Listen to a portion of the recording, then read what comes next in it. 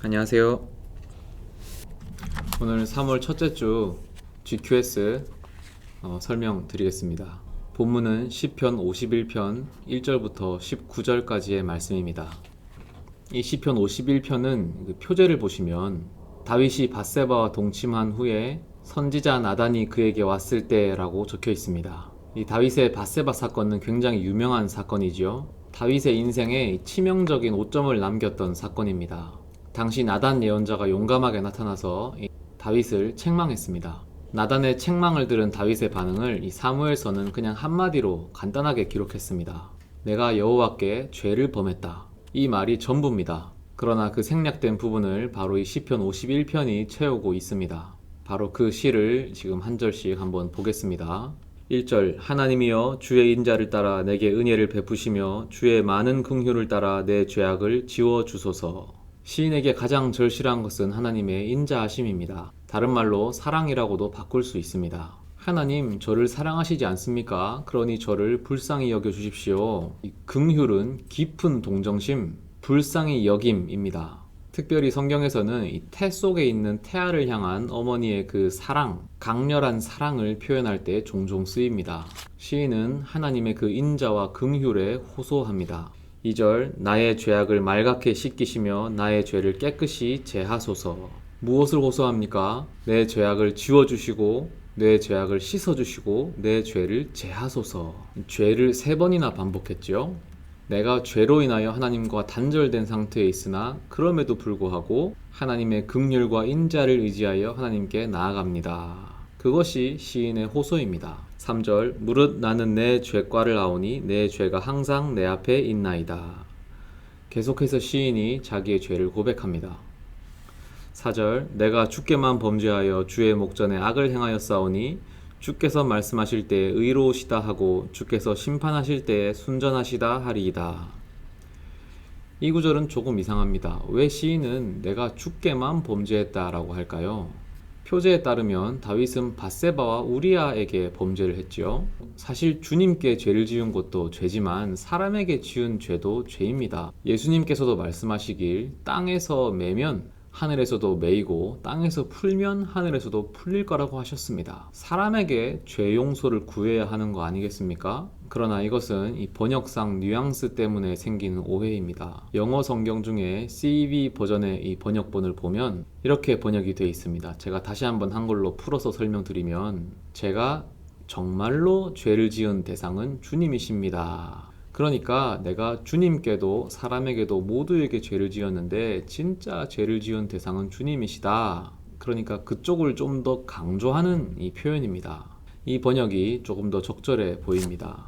바로 뒤에 말과도 더 잘 어울리지요. 저는 주의 목전에 즉 주님의 보시기에 죄를 지었습니다. 그러니까 주님께서 의롭다고 해주셔야 내가 정말 의로워진다는 이야기입니다. 사람의 심판도 중요하지만 주님의 심판이 훨씬 더 중요하다는 이야기죠. 강조점의 차이입니다. 죄를 더 무겁게 생각하는 이 시인의 태도라고 말할 수 있겠습니다. 5절 내가 죄악 중에서 출생하였으며 어머니가 죄 중에서 나를 잉태하였나이다. 자신의 원천적인 죄 성향과 연약함에 대한 고백입니다. 6절 보소서 주께서는 중심이 진실함을 원하시오니 내게 지혜를 은밀히 가르치시리이다. 이 주님으로부터 오는 회복을 기대하며 노래합니다. 그리고 이제 화제가 전환되지요. 7절 우슬초로 나를 정결하게 하소서 내가 정하리이다. 나의 죄를 씻어주소서 내가 눈보다 희리이다.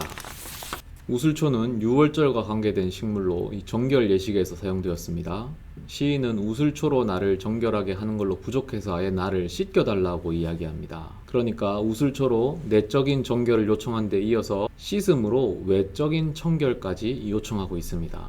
완전한 회복을 원하고 있죠. 8절 내게 즐겁고 기쁜 소리를 들려주시사 주께서 꺾으신 뼈들도 즐거워하게 하소서. 그 이후에 기쁨이 회복되기를 원하는데 꺾으신 뼈들도 즐거워한다는 것은 자기의 죄로 인해 지금 고통받는 것이 뼈가 꺾인 것으로 표현하고 있습니다. 그러나 그 고통에서도 해방되어서 기쁨의 소리를 외칠 수 있게 되기를 바랍니다. 9절 주의 얼굴을 내 죄에서 돌이키시고 내 모든 죄악을 지워주소서. 그 모든 것 중에서 그러나 시인이 가장 원하는 것은 죄의 용서입니다. 하나님이 자기 죄악을 더 이상 바라보지 않기를 원하는 그런 염원입니다. 10절 하나님이여 내 속에 정한 마음을 창조하시고 내 안에 정직한 영을 새롭게 하소서.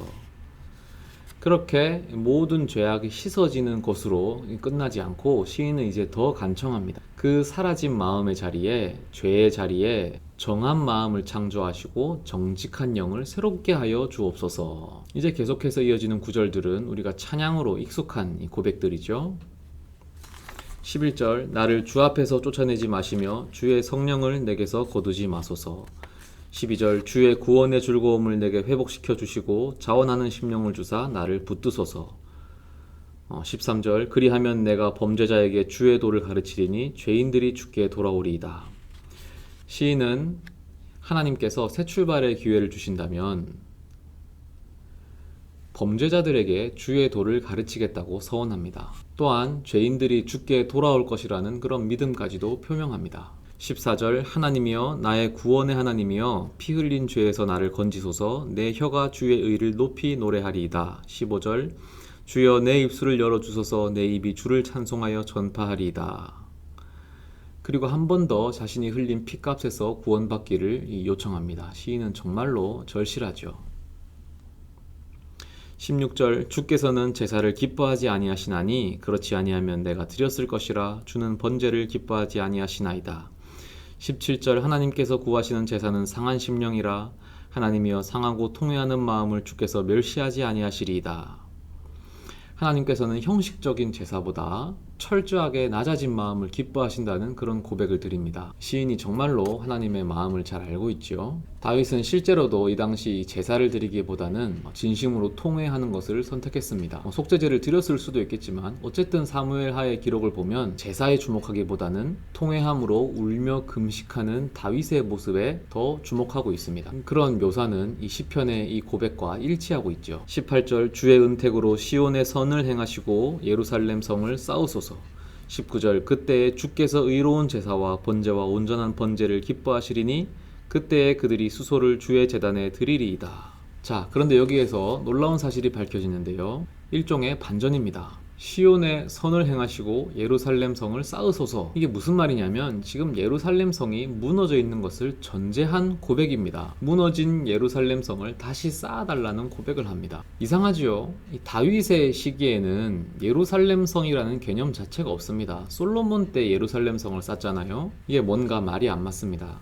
특히 19절을 보면 온전한 번제라는 말이 나옵니다. 지금 드리는 번제가 뭔가 부족한 번제, 온전하지 못한 번제임을 전제하고 있습니다. 그 말은 이 18절, 19절이 무너진 예루살렘 성을 전제하고 있음을 드러냅니다.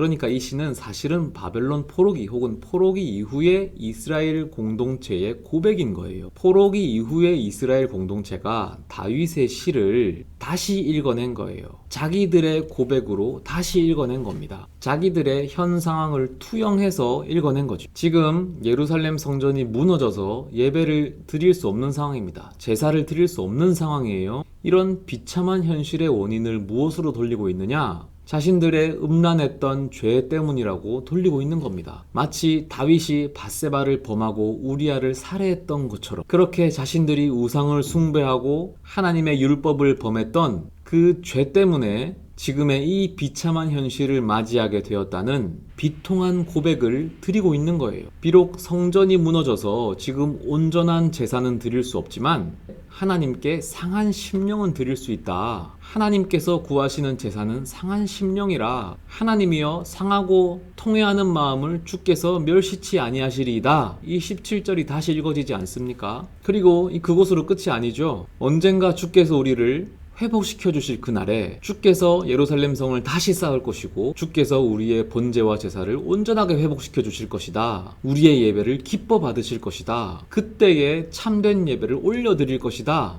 그런 소망을 노래하는 시가 시편 51편입니다. 바벨론 포로기 이후 공동체가 이 다윗의 시를 자신들만의 고백으로 다시 읽어낼 수 있고 다시 고백할 수 있었다면 우리들 역시 이 시를 우리들의 고백으로 읽어낼 수 있을 겁니다.